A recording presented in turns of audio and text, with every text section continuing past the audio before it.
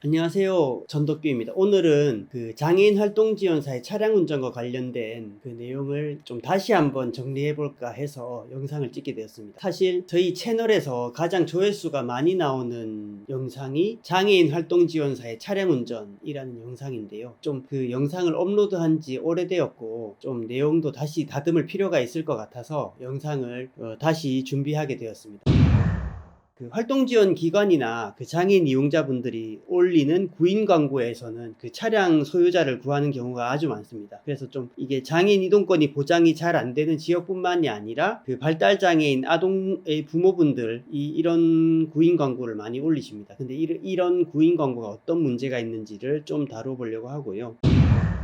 먼저 제가 글을 하나 읽고 싶은데, 저희 카페에 2019년 8월 1일에 그 오름님이라는 분께서 올려주신 글이 있습니다. 이걸 한번 읽어보도록 하겠습니다. 요즘은 남의 승용차 운전을 하거나 부탁하기를 너무 쉽게 생각하고 있습니다. 운전대와 마누라는 남에게 안 맡긴다는 말도 있었는데 말입니다. 승용차는 매우 편리하기는 하지만 때로는 엄청난 흉기로 돌변하기도 하지요. 술 마신 운전자를 대신하거나 장거리 여행 때 교대하여 운전해본 경험들이 종종 있을 겁니다. 하지만 만약 사고가 났을 경우에는 보험이 전혀 적용되지 않기에 엄청난 손실을 고스란히 운전했던 당사자가 떠안아야 합니다. 이 즈음 들어 이용자들은 운전할 수 있는 활동지원사를 선호하더군요. 자동차 보험은 적용 범위에 따라 크게 1인, 가족 한정, 누구나 세 종류가 있습니다. 보험회사 관련자와 대화하다 보니 누구나는 1인, 가족 한정에 비해 보험료가 20에서 30% 비싸기에 이를 택한 경우는 극소수라고 합니다. 활동지원사는 이용자 소유 차량을 운전할 때 누구나 가입 여부를 확인해야 합니다. 말로만 아니라 문서, 보험증서를 꼼꼼히 살펴보는 것은 당연한 권리입니다. 이용자가 못 믿어서 그러냐라고 하면 활동지원사는 진정한 신뢰의 바탕이라는 점을 강조하여 꼭 확인할 수 있도록 당당하기 바랍니다. 더불어 누구나 보험 가입과 그 보험증서를 이용자 승용차에 비치하여 활동지원사가 확인하고 안정된 마음에서 운전할 수 있도록 제도화되기를 강력히 요구합니다. 활동지원사의 차량 이용은 더욱 그렇습니다. 제도 초기에는 제 승용차에 귀여운 마음에 조건 없이 이용자를 태우곤 했습니다. 초등학교 고학년인 개구쟁이 이용자를 조수석에 태웠는데 운전 중에 갑자기 변속 기어를 잡아당기더라고요. 드드드득 하는 소리에 재빨리 차를 멈췄습니다. 주변에 차들이 없는 한가한 도로였길래 망정이지 휴하며 가슴을 쓸어내렸습니다. 전혀 아랑곳 없이 천진난만한 그 어린 이용자에게 뭐라고 하겠습니까? 이용자 부모에게 말한들 마음만 아플 거고 서로 서먹서먹할 듯 싶어 그대로 마음속에 덮어두었습니다. 그런데 알고 보니 장애 유형에 따라 탑승 중에 이런 돌발 상황을 저만 경험한 건 아니더군요. 첫 대면부터 이용자가 활동지원사의 차량 사용을 요구하는 건 명백한 월권이자 무례입니다. 신체 가사, 사회활동 지원 중 세부 내용 어디에도 활동지원사의 차량 이동 지원은 없더군요. 장콜, 장애인 콜택시를 이용하면 되잖아. 그러면서 유사시에는 복지부에서도 센터에서도 전혀 책임지지 않는 사항입니다. 하하, 유류비 지원이라고요? 엄밀히 말하자면 차량의 감가상각비, 보험료, 자동차세, 벌칙금 이외에도 각종 소모비용까지 감안해야지요. 운행요금이란 게 기름값만 달랑 내면 되는 거 아니지 않습니까? 참고 차량으로 30분 거리가 택시비 12,000원, 주유비 1,071원이라고 나옵니다. 화장실 들어갈 때와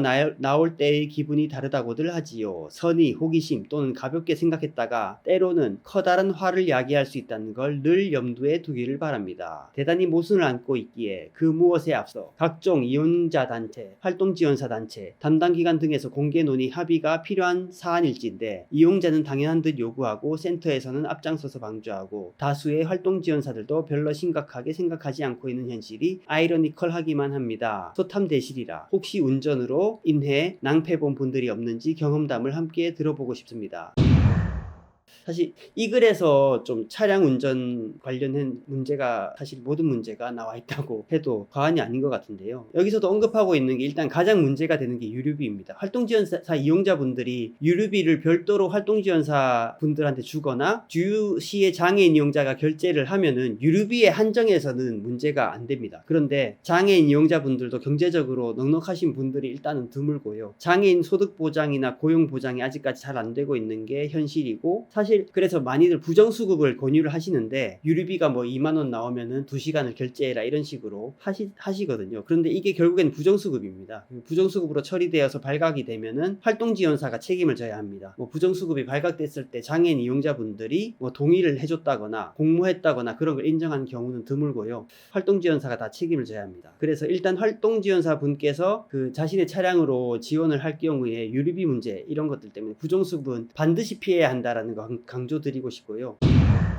그 다음에 남는 문제가 차량 유지비 문제입니다. 좀 차량을 사용하면 기름만 드는 게 아니잖아요. 엔진오일도 갈아줘야 되고 냉각수도 갈아줘야 합니다. 거기에 차량을 사용하면 노후되는 게 있습니다. 보통 감가상각비 이런 용어로 이야기를 하는데 이런 비용을 어떻게 책정해야 하는가에 대한 기준이 없습니다. 거기에다가 이런 부분까지 책정해주는 장애인 이용자는 거의 없습니다. 뭐 장애인 분들이 쓰는 장애인 콜택시 같은 경우에는 그 공적 자금이 투입이 돼서 이런 감가상각에 대해서 사실 국가가 보전해주는 방식으로 운영이 되는 거잖아요.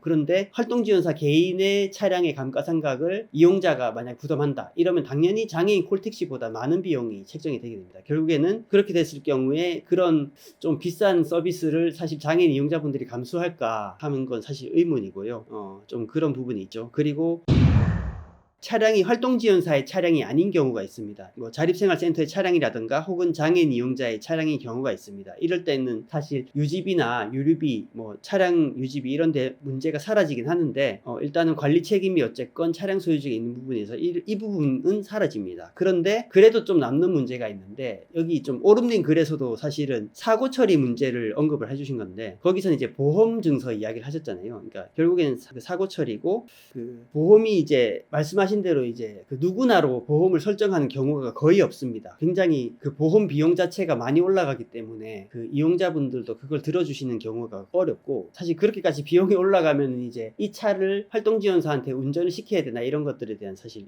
의문이 들죠. 예. 그리고 그 운전자를 누구나로 설정을 하고 보험 증서가 차량에 있다고 하더라도 그 사고가 났을 때 그 보험으로 처리를 할 거라는 보증이 없습니다. 일단은 누구나로 설정을 했다고 해도 사고가 나서 보험 처리를 하면은 사실 또 그게 보험료가 인상되는 요인이잖아요. 그럼 이거는 결국엔 누구 부담이냐? 보험자 부담입니다. 장애인 이용자든 뭐 센터든 부담이 돼서 사실 이것을 그냥 보험으로 처리를 해줄까? 아니 그렇게 되지는 않는 경우도 있을 수 있기 때문에 그 활동지원사 마음대로 보험이 있다고 해서 활동지원사가 좀 보험 처리 비용을 하여튼 그 보험을 통해서 처리한다는 거는 보증되는 것이 아니기 때문에 결국에는 그 활동지원사가 그 사고 처리 비용을 모두 부담해야 할 수 있는 그런 상황이 올 수도 있어요. 그 다음으로 뭐 벌칙금도 언급을 해주셨는데 벌칙금은 말할 것도 없습니다. 운전하다가 보면은 이렇게 교통법률 위반할 일이 생길 수도 있는데 사실 이건 어쨌든 운전자가 책임져야 할 것이기 때문에 말할 것도 없고요.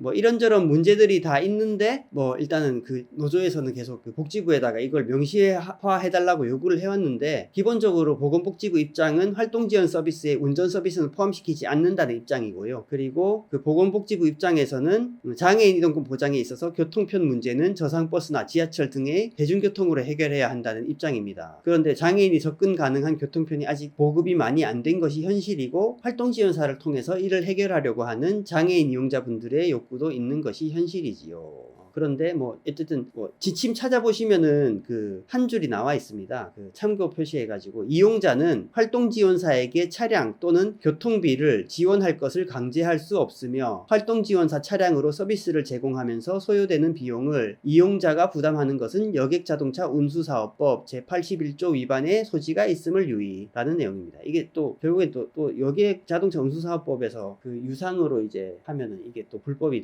되는 조항이 있거든요. 그래서 뭐 보시면 이제 이런 것뿐만이 아니라 사실 가끔 차량 지원을 매칭하는 활동 지원 기관이 있기도 합니다. 그러니까 뭐 이거를 거기서 이제 그런 데서 이야기하는 거는 여기 지침에도 이제 강제할 수 없다. 강제만 안 하면 된다. 이런 식으로 해서 매칭을 하는 경우들이 있는데 결국엔 기관 책임이 아니라는 겁니다. 그쪽 입장은. 그리고 최근에는 차량 운전 시에는 활동 지원 기관은 아무런 책임을 지지 않는다라는 근로계약서에 문구를 넣는 사업장까지 있는 실정입니다. 그래서 결론은 활동 지원사는 운전을 해주는 것을 업무 범위로 하지 않는다. 불법이다. 뭐 차량 소지자 고인 광고에는 응해서는 안 된다. 부당한 서비스 요구이고 부당한 갑질이다. 이렇게 정리할 수 있겠습니다. 근데 이게 되게 이런 것들이 명확하게 사람들이 많이 모르고 이러니까 사실 그 활동지원사 분들 중에는 이제 그 차량 서비스를 제공을 하시면서 그 자신의 차량을 그 장애인 주차장에 주차할 수 있게 해달라 이런 주장들을 하시는 분들이 있습니다. 그래서 그런 것들이 이제 입법적으로도 왕왕 이게 국회의원실에서 좀 검토를 하는 경우들이 있는데 이런 것들은 사실 활동지원사의 차량 제공 자체가 뭐 이미 사실은 불법인 상황, 불법이고 그에 수반되는 문제들이 너무 많다는 거. 여기 오름님 글에서도 이야기를 하잖아요. 그러니까 그 장애인 이용자분을 태웠는데 운전 중에 갑자기 사이드 브레이크를 땡기는 이런 문제들이 있습니다. 그런 거는 사실 차량에 시설이 설치가 돼야 되잖아요. 장콜 타셔서 보시면 아시겠지만은 그 운전석에 이제 침범을 못하게 이렇게 보호 장치들이 설치되어 있습니다. 그런데 우리가 보통 타는 승용차에는 그런 시설이 안 되어 있기 때문에 사고가 날 가능성이 높고 그런 것들까지도 결국에는 그 운전자가 책임져야 하는 상황이다. 이런 것들에 대해서 하여튼 잘 주지하시고 그 차량 운전은 절대 해서는 안 된다. 요거를 잘 아셔야 될 것 같습니다. 이상입니다.